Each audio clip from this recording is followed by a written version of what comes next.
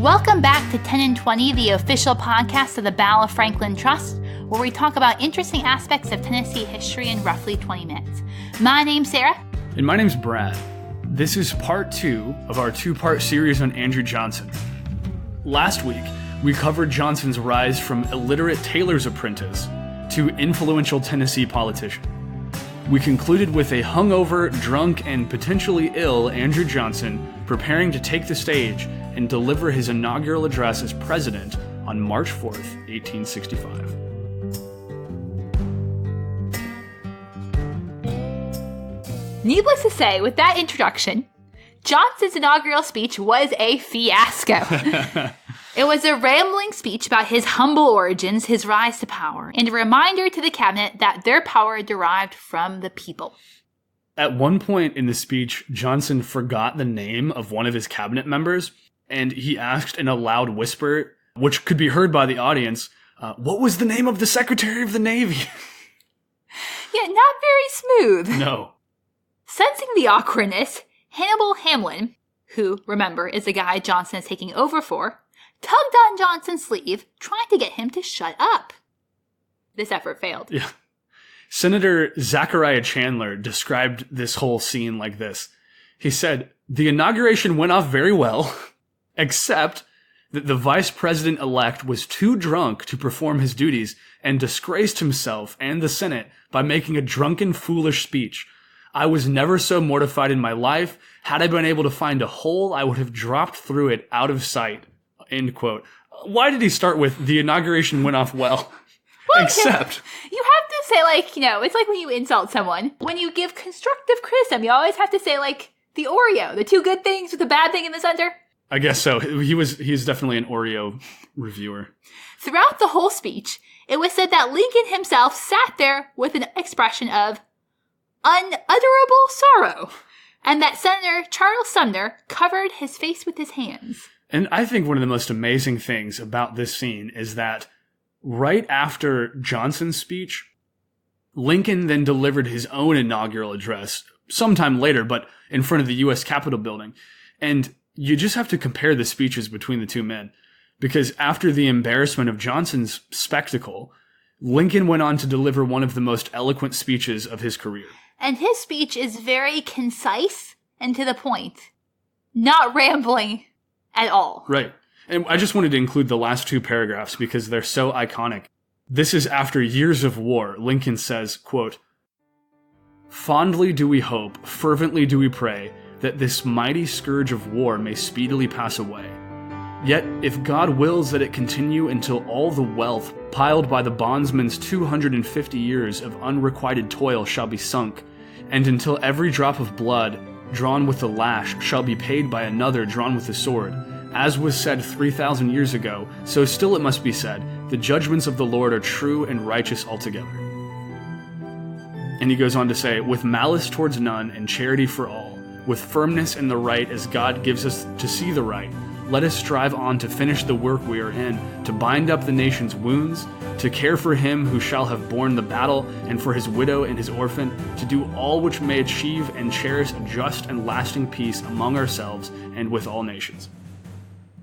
That's one of the most famous speeches, I think, in presidential history, really, and it still, I think, resonates. Especially considering that followed up directly after Johnson's fiasco, yeah. And Andrew Johnson's tenure as vice president was short-lived. Just over a month later, on April 14th, 1865, Abraham Lincoln was assassinated while attending a play in Washington, D.C. He died the next day.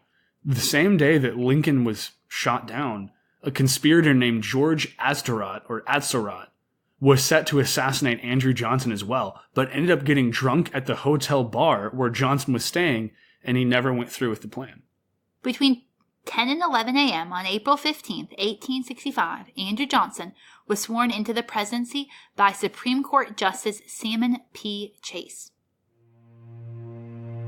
Andrew Johnson entered the presidency in one of the most trying moments in American history. The Civil War had raged for 4 years. Robert E. Lee had surrendered, and the rest of the Confederacy was breathing its last breaths. And the president who had led the country through all of this had just been killed.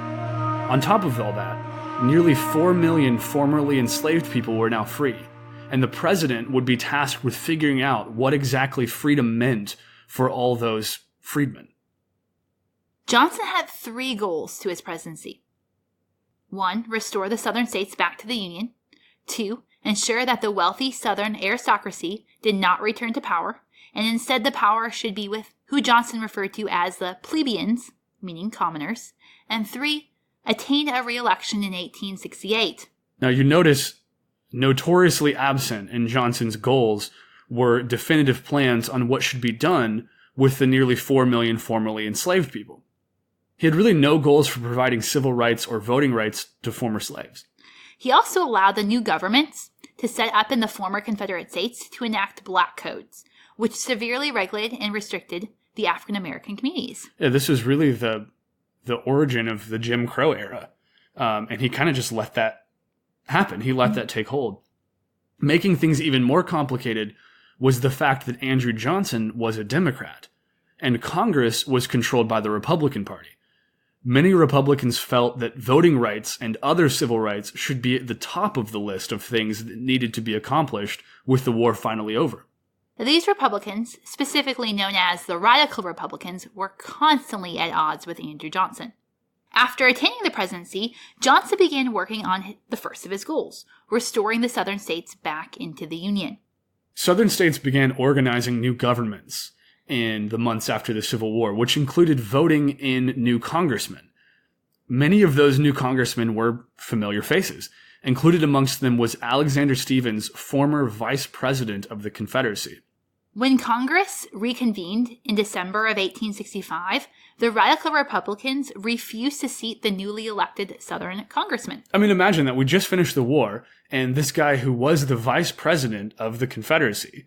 The rebelling state. Yeah, and the guy who was, I mean, if you look up Alexander Stephens' cornerstone speech and you see this guy who was, I mean, he was a secessionist and a white supremacist through and through, and he's getting ready to sit back down in the halls of Congress, and the Radical Republican Congress is just like, nope, we're not going to call your name. We're not going to let you sit down.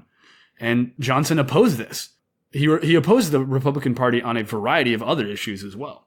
He voted against the continuation of the Freedmen's Bureau, an organization which was formed to assist the newly freed enslaved people with employment and housing and really just contract representation.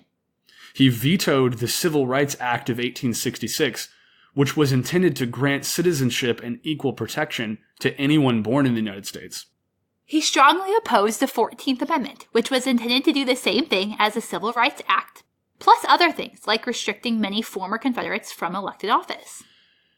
During the midterm elections of 1866, Johnson campaigned for his preferred candidates, which many of them were Democrats, in a nationwide speaking tour known as his Swing Around the Circle. On this tour, he hoped to drum up public support for his Reconstruction policies.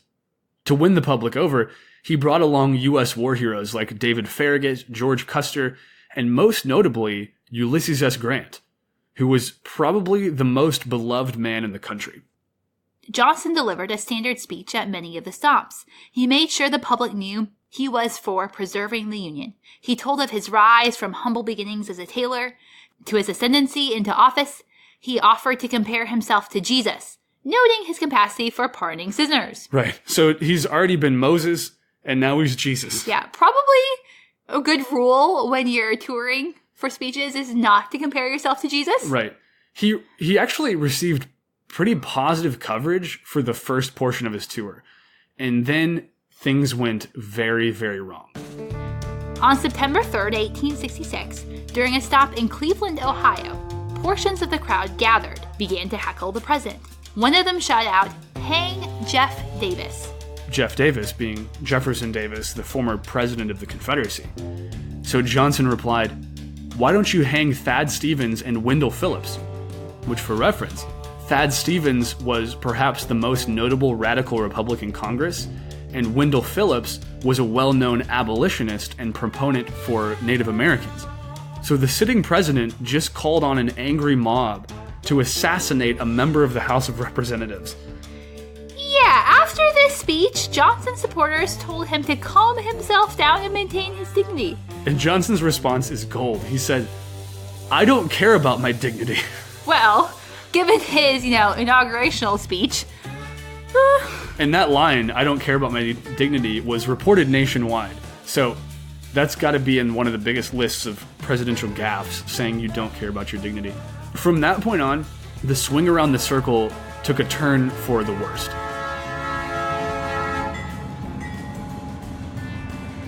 Crowds grew increasingly hostile, and at one event, gunfire broke out and an attendee was killed. And at some stops, attendees start to call out for Ulysses S. Grant to speak, rather than Andrew Johnson. And this is the worst part of it. It all ends in this horrific incident on September 14th, 1866, in Johnstown, Pennsylvania. There was a platform built for the occasion, which hundreds were standing on, and it came crashing down.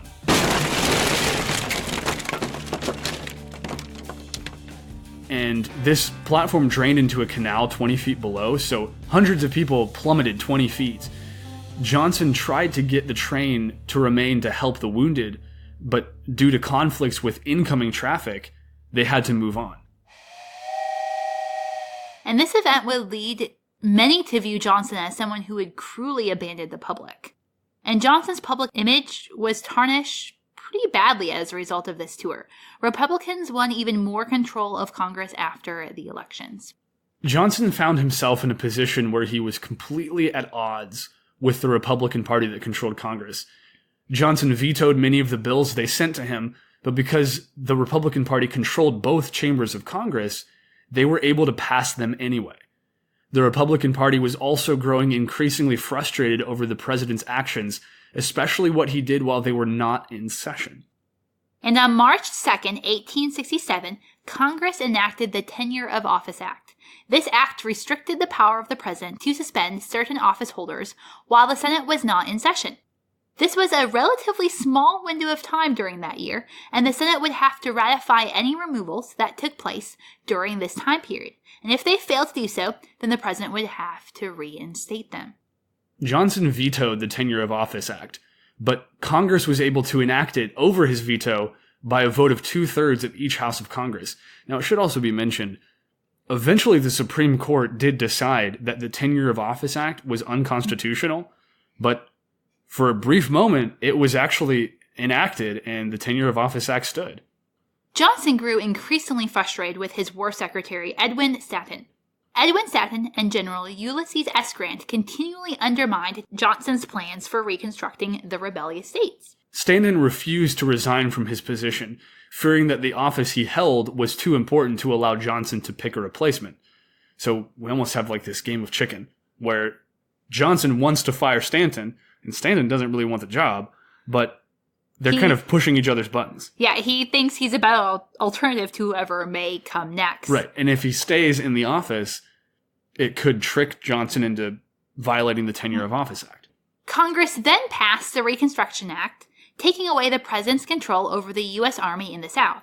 Johnson, of course, vetoed this act, but Congress again was able to overrule it. So he's really not able to do much of anything. Not that it would have been good had he gotten to accomplish what he wanted to accomplish, but he wasn't even able to do that.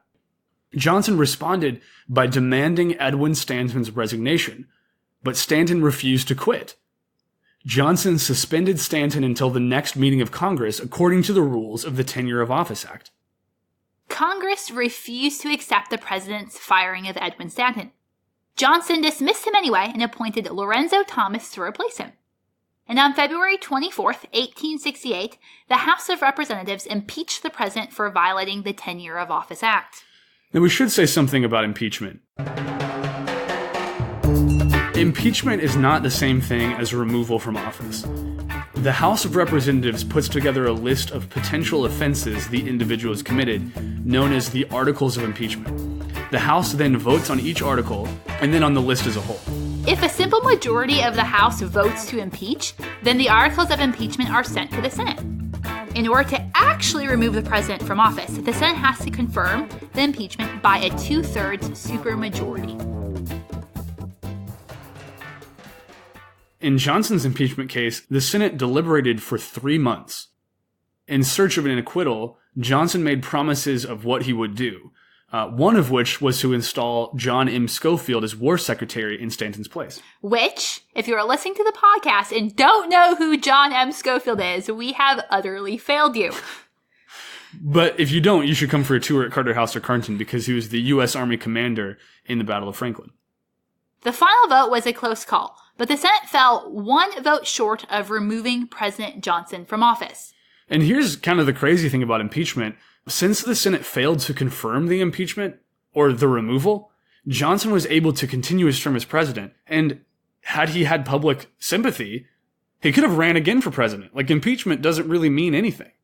But the damage had already been done. Johnson's reputation was tarnished, and his dream of quick and easy reconstruction was dashed. Although I don't know where he got that dream from anyway, judging from, the whole entire war. Right.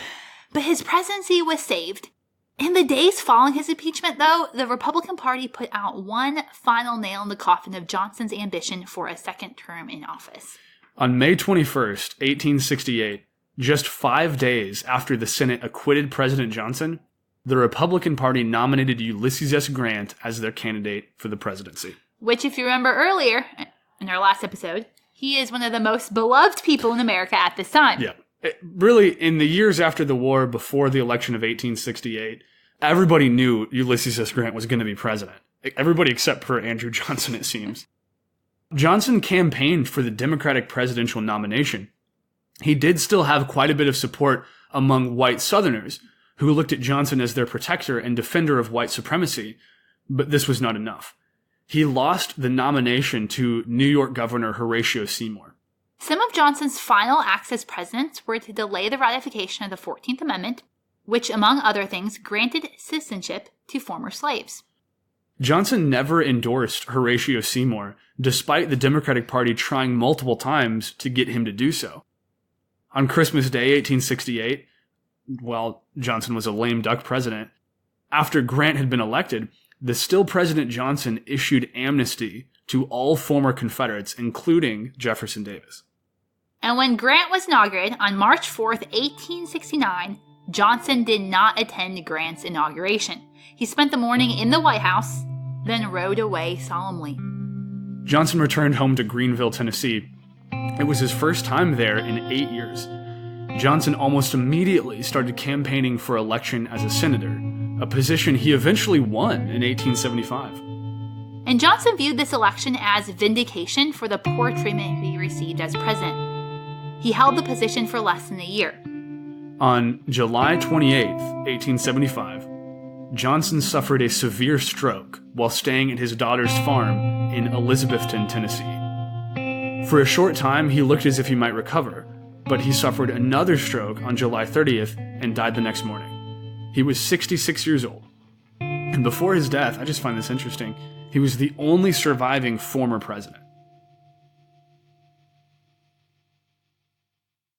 And earlier this year, actually, the Siena Research Institute released their findings from their 2018 poll titled American Presidents, Greatest and Worst. They conduct this poll every 4 years, coinciding with each presidential election.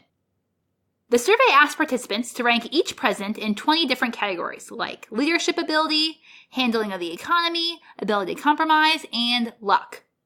And Andrew Johnson came in dead last, with participants concluding he was the worst at court appointments, party leadership, relationship with Congress, which that one makes a lot of sense, ability to compromise, communication ability, and executive ability. Now, I have a couple thoughts on that. I can't really disagree with the results of the survey, but I feel like the one thing it ignores is the situation in which Andrew Johnson became president. Because I can really easily imagine a scenario in which Andrew Johnson goes down in history with a lot more sympathetic way. Like, he was the only Southern senator to remain loyal to the Union.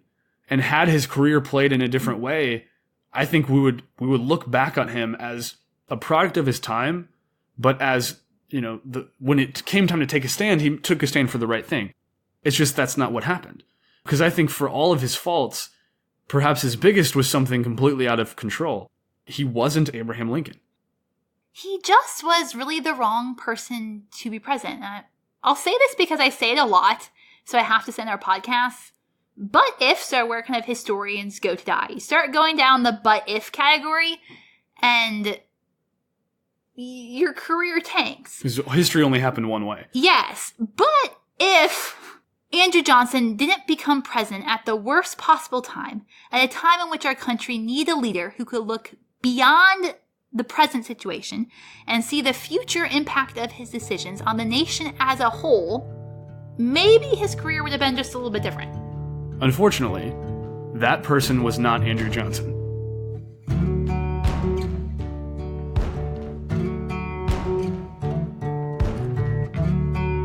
And so, that concludes the end of our 2-part series on Andrew Johnson.